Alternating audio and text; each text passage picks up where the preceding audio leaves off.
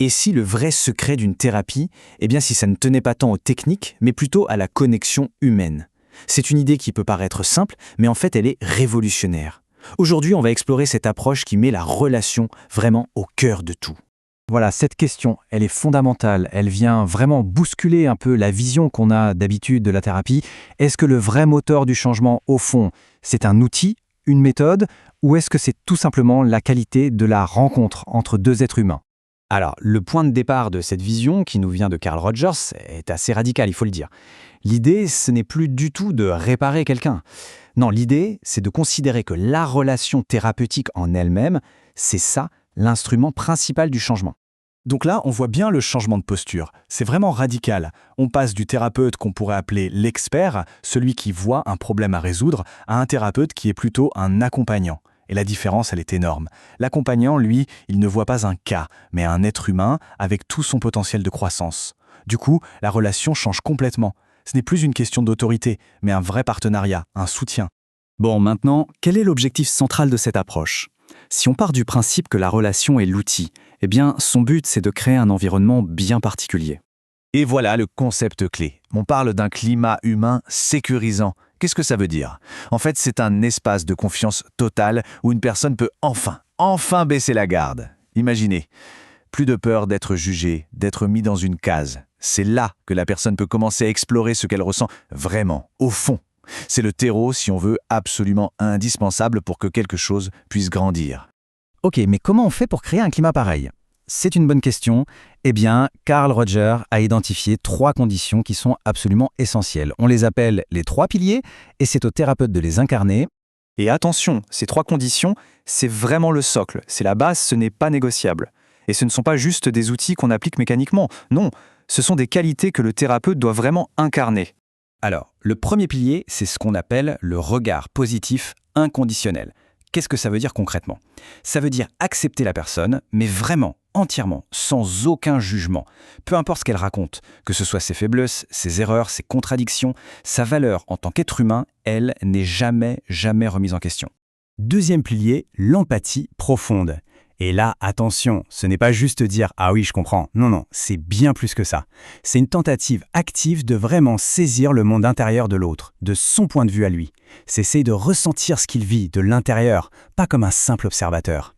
Et enfin, le troisième pilier, c'est l'authenticité. C'est super important. Le thérapeute ici, il ne se cache pas derrière un masque. Vous savez, le rôle professionnel un peu froid, un peu distant? Non, il est là en tant que personne réelle. Il est transparent, il est authentique dans la relation.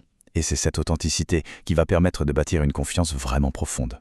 Et le point vraiment crucial, il est là. Ces 3 piliers, ce ne sont pas des slogans, ce ne sont pas des concepts intellectuels. Ça doit être vécu, incarné par le thérapeute, dans sa façon d'être, le ton de sa voix, sa simple présence, sa manière d'écouter. En fait, c'est une expérience qu'on vit, pas une théorie qu'on applique. D'accord. Mais alors, concrètement, comment est-ce que cette relation si particulière peut amener à une vraie transformation? Allez, on va regarder le processus d'un peu plus près. Ce qui est intéressant, c'est que l'approche ne se focalise pas juste sur le symptôme, sur le problème visible. Non, on va chercher plus loin. On essaye de comprendre ce que ce symptôme signifie pour la personne, comment elle vit sa douleur de l'intérieur. C'est l'expérience vécue, le sens que ça a pour elle, qui est au centre de tout. Et là, le processus de changement devient assez logique en fait. Imaginez, une personne se sent pour la première fois peut-être, vraiment comprise de l'intérieur. Qu'est-ce qui se passe? Eh bien, ses défenses commencent à s'adoucir, à tomber. Et c'est à ce moment-là que des sentiments plus profonds, plus réels, souvent bien enfouis, peuvent enfin émerger. Le changement, du coup, il n'est pas forcé de l'extérieur. Il vient de l'intérieur. Et c'est ça qui le rend beaucoup plus authentique et durable. Tout ça, ça nous amène à l'impact final de l'approche. Quel est l'effet à long terme d'une relation comme celle-là? C'est là qu'on parle d'une expérience correctrice. Un des buts les plus importants, c'est d'aider la personne à se reconnecter avec sa propre boussole intérieure. L'idée, c'est qu'au lieu de toujours dépendre du jugement ou de la validation des autres, elle réapprenne à faire confiance à ses propres perceptions, à ce qu'elle ressent au fond d'elle.